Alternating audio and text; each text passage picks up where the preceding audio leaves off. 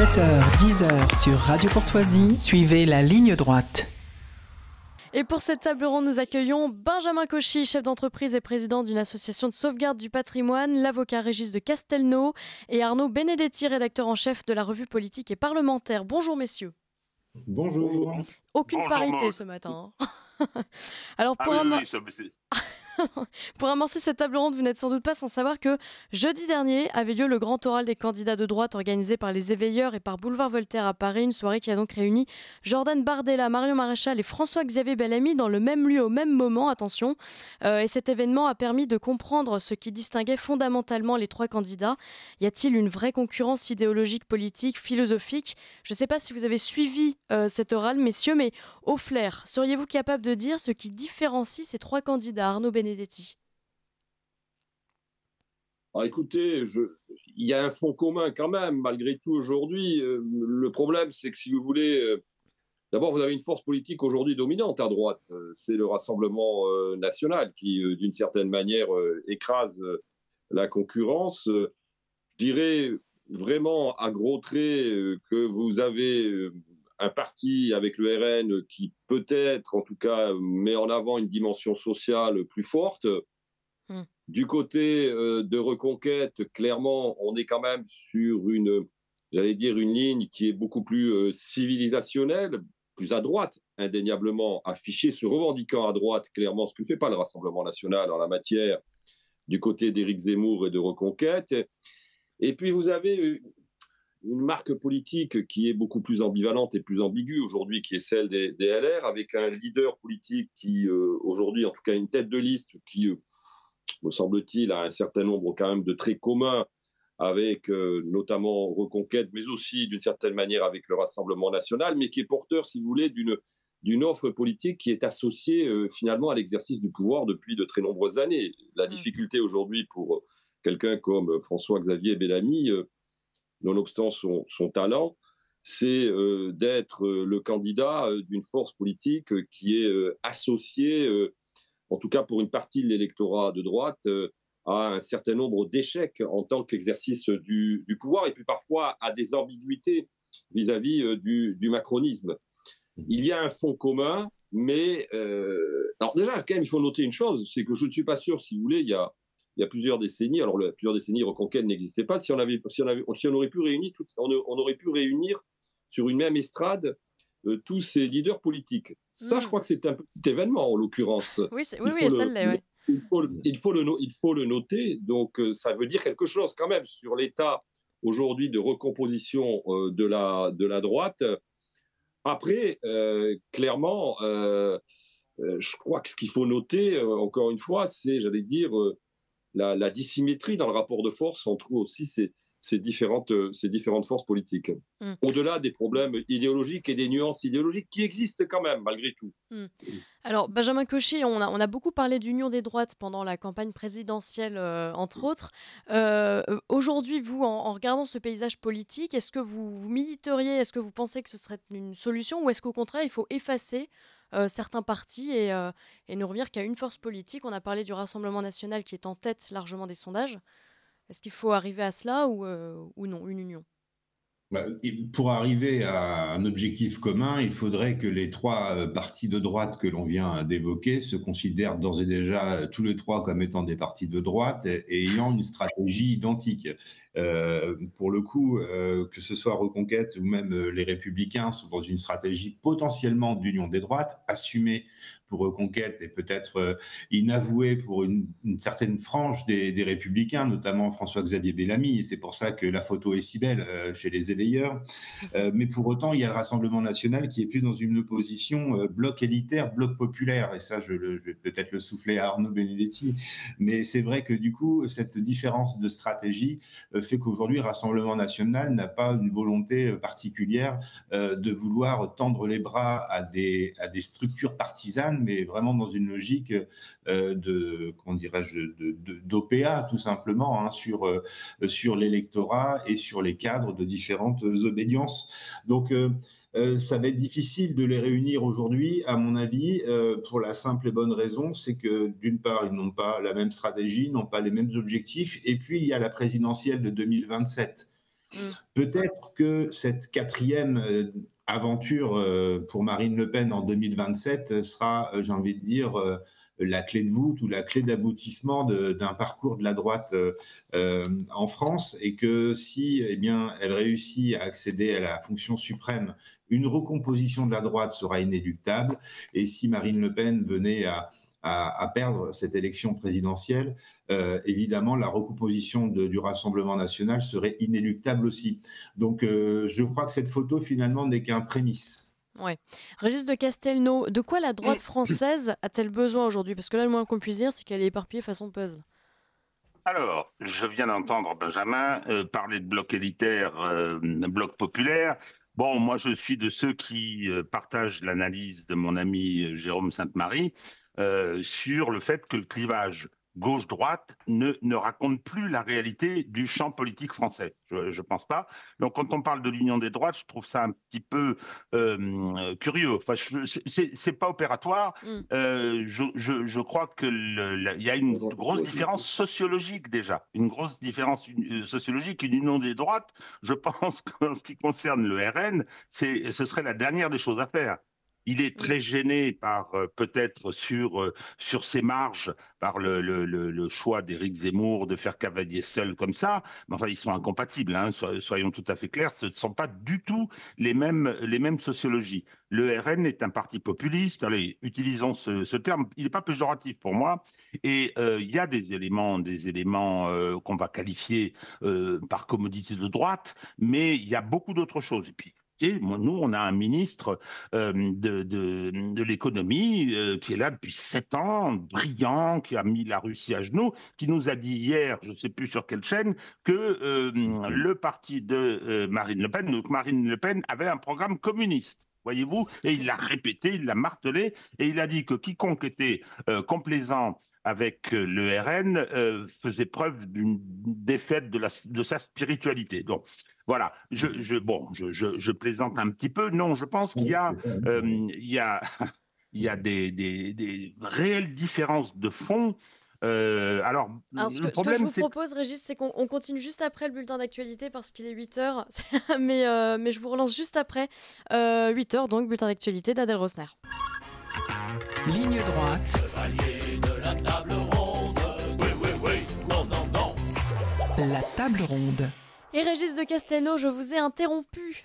Absolument. J'en ai beaucoup souffert. Ah oui, je comprends. Tout à fait, ma chère Maud. Alors, oui, ce que je voulais dire, c'est union de la droite la plus bête du monde. Je rappelle que c'est Guy Mollet qui avait inventé cette expression, et qui était quand même un des représentants de la gauche la plus bête du monde. Mais le problème, c'est que je ne vois pas très bien l'intérêt du point de vue du Rassemblement national et du point de vue des couches qu'il représente. Parce que c'est clair, ce n'est pas un parti de masse, le RN, ce n'est pas un parti ouvrier, mais il a le vote ouvrier, il a le vote des salariés d'exécution des services, les couches populaires votent pour lui. Donc, Benjamin Cauchy n'a pas l'air tout à fait d'accord. Moi, j'ai un lourd passé. Je pense que la sociologie du Rassemblement national a énormément évolué depuis ces 20 dernières années. Et quand on regarde les enquêtes qualitatives qui sont menées, notamment sur les projections sondagières, on se rend compte qu'il y a, comment dirais-je, une représentation hétérogène de la société française, que ce soit des classes populaires, mais aussi des CSP+, des cadres et même des retraités qui, même si ce ne sont pas les plus marquants, arrivent. Donc, c'est pour ça que je suis un petit peu plus dubitatif sur ton analyse, Régis, parce qu'aujourd'hui, le Rassemblement national est assez hétérogène dans son appréhension. Le Rassemblement national, il a le vote ouvrier. Alors, on va me dire, donc 16% d'industrie, dans l'activité économique française, c'est pas beaucoup. Je suis d'accord. Et aujourd'hui, une partie de ces progrès relève de ce que tu viens de dire, c'est-à-dire de l'arrivée d'un certain nombre d'autres couches qui, par souci de l'ordre, face à l'échec du macronisme, et je pense aux boomers, dont je fais partie. Je n'ai jamais voté Macron, ça risque pas, mais c'est une réalité. Donc, effectivement, ça permet au Rassemblement national d'étendre son impact et son influence. Mais je ne vois pas en quoi il aurait aujourd'hui intérêt à une union de la droite. Ceux qui sont confrontés à un problème, c'est les LR, qui continuent à je vais dire, je sais pas, je trouve pas le terme immédiatement, mais à vivoter après l'échec que leur a infligé l'arrivée d'Emmanuel Macron. Éric Zemmour patine aussi. Il a, rappelez-vous, la campagne présidentielle, on nous l'annonçait quasiment président de la République. Il est venu à un étiage qui me semble lui correspondre et que donnent aujourd'hui les sondages. Non, le Rassemblement national, il a une trajectoire qui lui est propre. Il doit se dédiaboliser, et c'est ce qui explique beaucoup, à mon avis, ses prises de position sur, par exemple, l'international, sur l'Ukraine, alors qu'au départ, ses sympathies pro-russe était tout à fait évidente, et également sur le conflit israélo-palestinien, où il a une ligne extrêmement conforme. Il y a une forme de conformisme parce qu'il est dans cette stratégie. Je ne vois pas à la fois les possibilités d'une union de la droite, entre guillemets, d'abord parce que je considère que le Rassemblement national n'est pas un parti de droite traditionnel, et ensuite je ne vois pas pourquoi le RN emprunterait cette voie. Il n'a absolument pas intérêt. Il faut qu'il soit dominant sur le champ politique. C'est la première force d'opposition aujourd'hui. C'est la première force d'opposition, qu'on le veuille ou non. Ça peut déplaire, mais c'est une réalité. Donc l'union, pourquoi je veux dire, alors il peut la proposer aux électeurs, mais au parti, j'y crois pas. Arnaud Benedetti?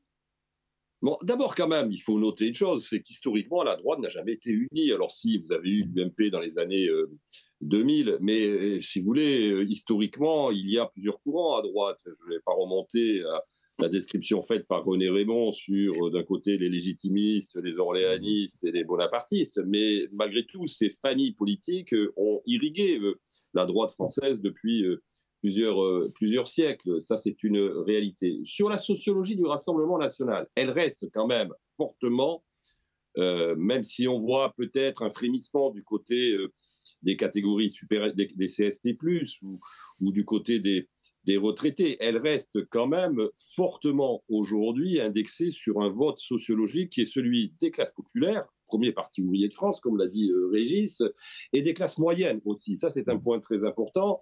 Notamment, il y a une catégorie où le Rassemblement national a beaucoup progressé en 20 ans, parce qu'il faut mesurer l'histoire électorale. Moi, je pense que ce qui est important, c'est l'histoire électorale plus que les sondages. L'histoire électorale nous montre, par exemple, que dans une catégorie clé des classes moyennes que constituent les professions intermédiaires, le Rassemblement national, en 20 ans, est passé de 12% à quasiment 49% au second tour de l'élection présidentielle de 2022, comparativement au second tour de Jean-Marie Le Pen en 2002. Donc il y a là-dessus une dynamique sociologique qui est celle, en effet, de tous ceux qui sont aujourd'hui, ou qui se considèrent comme les perdants de la globalisation ou de la mondialisation, et qui se retrouvent dans cette offre politique que constitue le Rassemblement national. Ensuite, sur le clivage droite-gauche, moi je crois qu'aujourd'hui, si vous voulez, le vrai clivage, et là je partage en effet ce que dit Régis, c'est que le vrai clivage, il est, pour aller très vite, là aussi, et à très gros traits, il est entre souverainistes et fédéralistes, clairement. C'est-à-dire qu'en fait, ce qui a constitué, in fine, le moment refondateur de la vie politique française, c'est-à-dire 1992 et le vote du traité de Maastricht, n'a jamais cessé finalement d'irriguer la vie politique française depuis 1992, et plus que jamais continue à l'irriguer. Sauf ce à quoi nous sommes en train d'assister, peut-être aujourd'hui, avec, si vous voulez, la progression soutenue, constante du Rassemblement national, c'est que nous avons une force politique, avec des ambiguïtés d'ailleurs, même dans le discours du Rassemblement national quant à cette question de la souveraineté, pour toutes les raisons d'ailleurs qu'a évoqué Régis de Castelnau concernant la dédiabolisation ou la banalisation du Rassemblement national, mais on a quand même aujourd'hui, malgré tout, une force politique qui est en train de préempter fortement cet espace souverainiste, et c'est quand même le Rassemblement national. Donc je crois que le vrai sujet aujourd'hui, le sujet d'avenir, il est celui-là. Et de ce point de vue-là, Emmanuel Macron a raison, même s'il tord la réalité, de considérer que c'est le clivage essentiel, puisque lui, finalement, les souverainistes, pour lui, sont des populistes. Moi aussi, je suis comme Régis, je ne pense pas que le terme populiste soit péjoratif, et qu'il faudrait plutôt d'ailleurs l'assumer plutôt que d'être honteux vis-à-vis de cette notion de populisme. Mais je pense que c'est là qu'est le vrai clivage. Et d'ailleurs, je n'en veux que pour preuve l'accélération du calendrier fédéraliste de M. Macron. Moi, je suis frappé, si vous voulez, du discours qu'il a tenu très long à la Sorbonne il y a maintenant une semaine, où quand même il a dit au détour d'une phrase, et c'est passé totalement inaperçu dans le scope médiatique, je dois dire que finalement on s'est intéressé plutôt à l'exposé des motifs, à des déclarations d'intérêt, des déclarations générales qui étaient parfois finalement assez peu intéressantes, mais il a dit une chose, il faut généraliser la majorité qualifiée. Il l'a dit, mais je n'en parlerai pas aujourd'hui. Alors, si vous voulez, il avance masqué, finalement. C'est une forme de taquillage, j'allais dire, presque européiste que celle d'Emmanuel Macron. C'est qu'il est fédéraliste, mais sans le dire, en l'occurrence. Et il vient encore une fois, pas plus tard qu'il y a 24 heures, de faire une déclaration qui est particulièrement intéressante, puisqu'il a dit que, finalement, dans le cadre d'une défense européenne, la force de dissuasion française était un élément tout à fait négociable. Donc, le sujet, il est là. Aujourd'hui, il est là, entre d'un côté les fédéralistes qui essayent d'accélérer le calendrier parce qu'ils sentent très bien qu'ils sont sous la pression des souverainistes en France et d'ailleurs partout en Europe. Et donc je crois que c'est ça aujourd'hui le véritable axe de différenciation de la vie politique française. C'est celui-là. Benjamin Cauchy. Oui, je rajouterai un élément. Effectivement, la différence peut effectivement se cristalliser sur le côté souverainiste et fédéraliste de part et d'autre, pour la simple bonne raison, c'est que les disparités de politique économique, compte tenu des faibles marges de manœuvre du gouvernement, vont s'étioler. Donc la différenciation ne pourra, à mon avis, plus se faire sur des différences d'engagement ou d'engagement politique ayant des conséquences financières. La seule chose qui va donner crédit à un candidat dans les années à venir, c'est de savoir non pas quelles sont les dépenses qu'il a prévues, mais quelles sont les économies qu'il compte mettre en place pour éviter que notre pays aille à la banqueroute. Donc que ce soit un Marine Le Pen ou un Gérard Philippe, très drôle, un Édouard Philippe.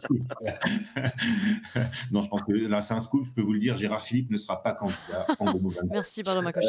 Merci, ça fait plaisir. C'est rien que pour Radio Courtoisie. Mais plus sérieusement, voilà, mais que ce soit un Édouard Philippe ou un Gérald Darmanin ou une Marine Le Pen, je pense qu'il y aura un principe de réalité économique qui, de toute façon, devront, quels que soient les candidats, se différencier sur autre chose. Et là, effectivement, l'engagement populiste qui est partout en Europe et qui est pour moi n'est pas non plus un gros mot, a effectivement tout espoir d'être le clivage le plus pertinent. Parce qu'ils n'ont plus de marge de manœuvre économique. Soyons bien clairs, que ce soit Marine Le Pen ou un autre, ils devront taper dans les dépenses, il faudra fermer des budgets, il faudra se demander si on paye encore des chorégraphes par le ministère de la Culture, si on paye des ponts qui servent à rien sur des routes sur lesquelles il n'y a pas enfin, vous voyez ce que je veux dire ? Ouais. Bref, il y a des choses ubuesques qui vont devoir être faites.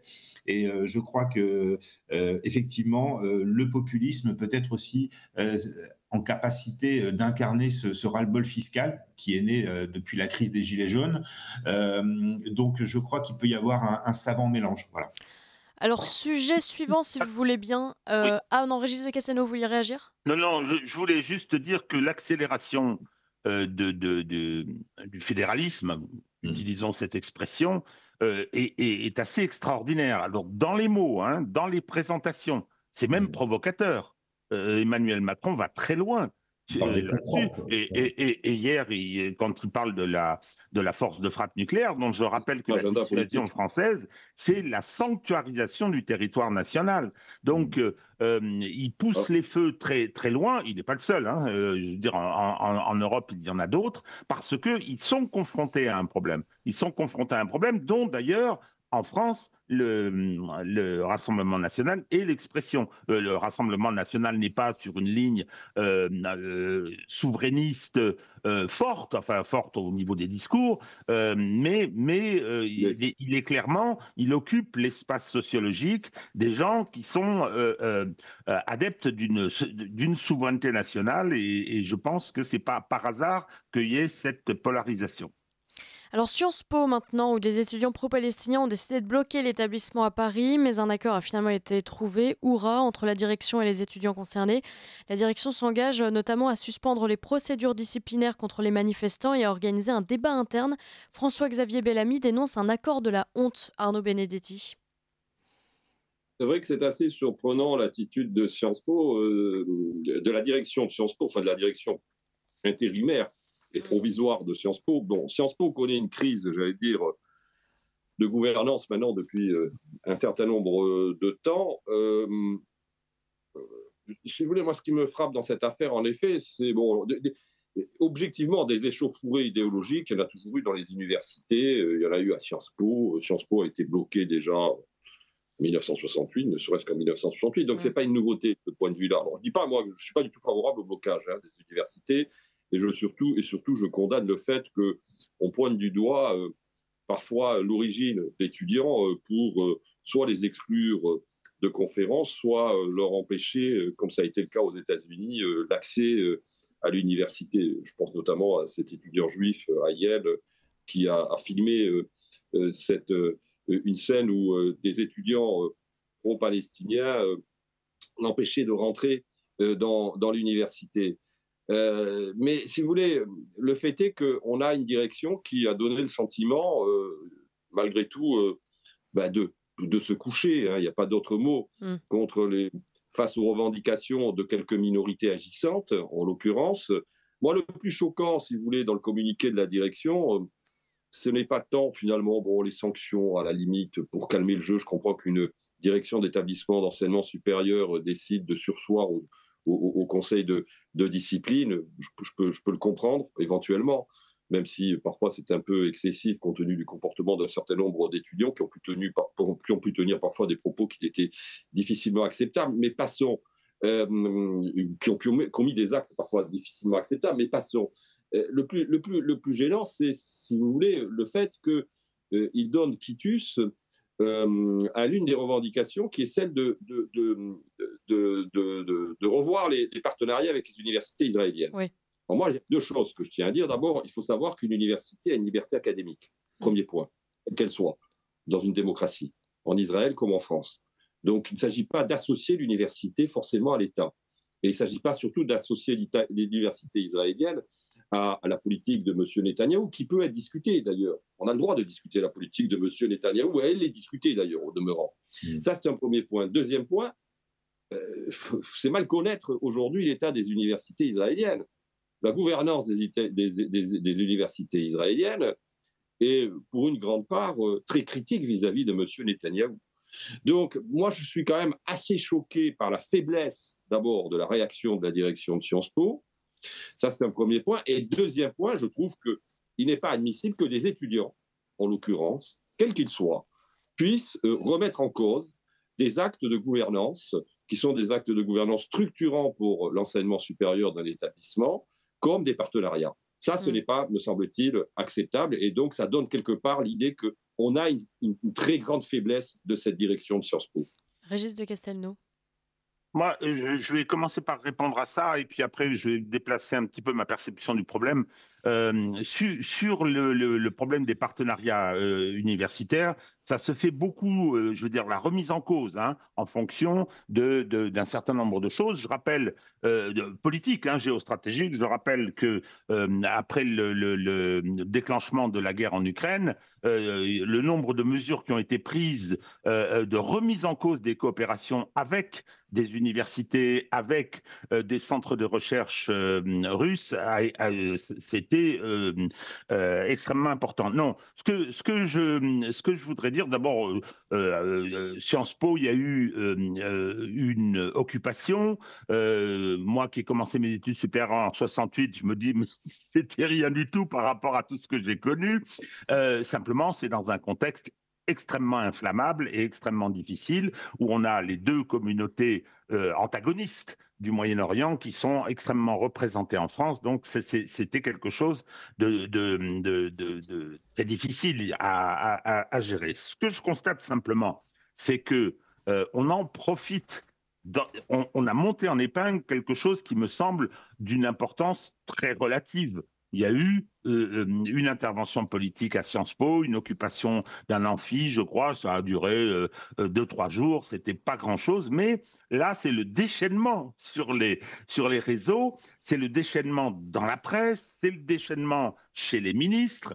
Je ne sais plus, c'est El Haïry qui disait Sciences Po était à feu et à sang. Non, il n'était pas à feu et à sang, mais parce qu'on essaie de régler son compte au travers de ça, il y a l'enjeu. Il y a l'enjeu israélo-palestinien, bien sûr, mais on essaie de régler son compte à une école qui exaspère tout le monde par son wokisme. Alors, je constate que là, il se passe quelque chose d'extrêmement important. Il y a eu toutes ces réactions, mais quand Sciences Po faisait des hijab day, hein, quand Sciences Po déferlait sur le wokisme, personne ne disait rien à ce moment-là. Il y avait une complaisance du bloc élitaire qui était extrêmement importante. Bon, là, les forces politiques s'emparent de ce qui constitue, à mon avis, un prétexte, parce qu'en plus, moi j'ai un peu regardé les images, je pense que, je sais pas combien étaient les, entre guillemets, étudiants, mais 200. quelques...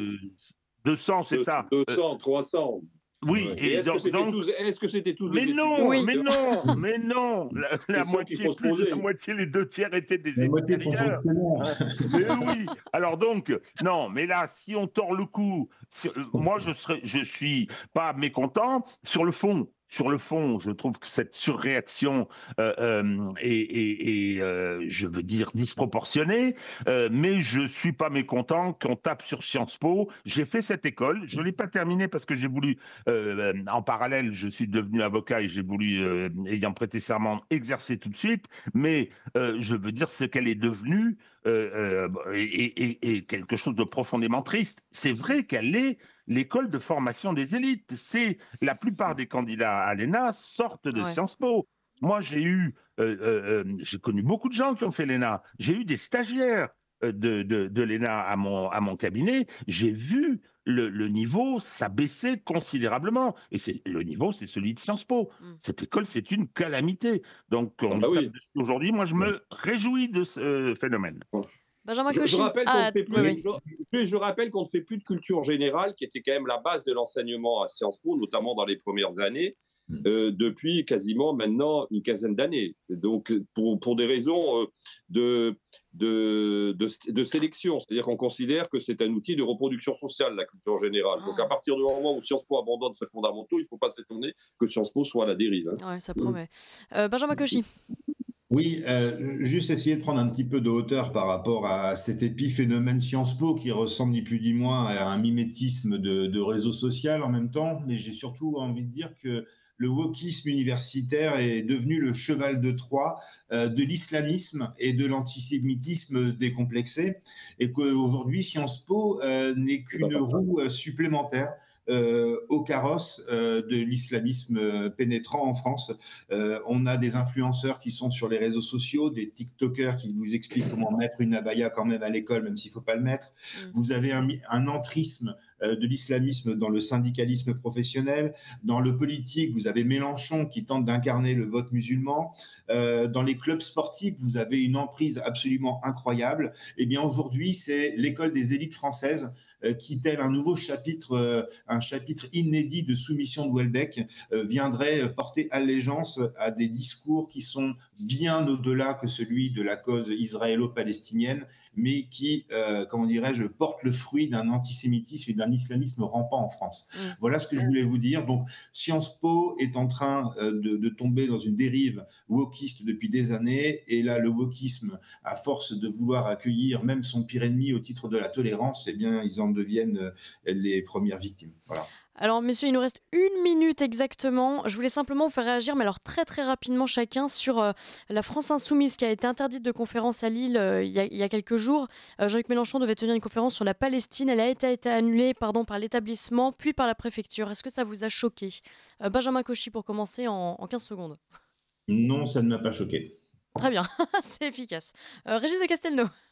Oui, je trouve ça scandaleux, de la même façon qu'a été empêchée la conférence d'Éric Zemmour à l'autre extrême, à Bruxelles, avec Orban, un des chefs d'État de l'Union. Cette propension décalée. Décalé. Non, la police est interdite. la police est intervenue. J'ai entendu le bourgmestre dire pas d'extrême droite ici. Oui. Non, je trouve ça, de part et d'autre, scandaleux dans le principe et dangereux dans les évolutions. Arnaud La différence, c'est Benedetti, que Zemmour était dans un lieu privé et n'était pas dans un établissement public financé par le contribuable. très rapidement. Oui, mais il y a eu une manifestation interdite. On relancera le débat, messieurs. On relance. C'est des ergotés. On refera une table ronde. Arnaud Benedetti en 10 secondes. Non, moi, en 10 secondes, je partage ce que vient de dire Régis Castelnau. Je me méfie de toute forme d'interdiction de réunion politique, quelle qu'elle soit. Je crois que c'est jamais un bon service que l'on rend à la démocratie. Oui, mais Arnaud, avec un autocollant du fleuve à la mer, excuse-moi, il y avait quand même une ambiguïté absolue sur ce sujet-là, quand même. C'est la radication. Merci, messieurs. Merci, messieurs. On refera une table ronde, promis. On en reparlera parce qu'il y a beaucoup de choses à évoquer. Merci à tous les trois d'avoir accepté cette table ronde. À très bientôt sur Radio Courtoisie.